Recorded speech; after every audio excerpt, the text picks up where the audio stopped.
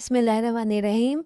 आज की today's quick learning में हम सीखेंगे फ़र्क गेट ऑन और गेट इन में क्या फ़र्क है। तो ये पहला सेंटेंस है, गेट ऑन द बस। तो बस और ट्रेन के ना जब आप चढ़ते हैं तो आप कहेंगे गेट ऑन द बस, क्योंकि हम इसके अंदर वॉक कर सकते हैं। ठीक है, यही डिफरेंस है। तो बस के अंदर आप चढ़ेंगे क्योंकि आप वॉक कर सकते हैं, तो गेट ऑन। ट्रेन के अंदर भी आप वॉक कर सकते हैं, तो गेट ऑन द बस। और जब बस या ट्रेन से आप नीचे उतरेंगे तो कहेंगे get off the bus. On the bus, off the bus. Okay. अच्छा, अब ये है कार। जब आप कार के अंदर, गाड़ी के अंदर जिसमें आप वर्क नहीं कर सकते, आप जब ऐसी सवारी में बैठेंगे तो get in the car. Right, get in the car, गाड़ी में बैठो।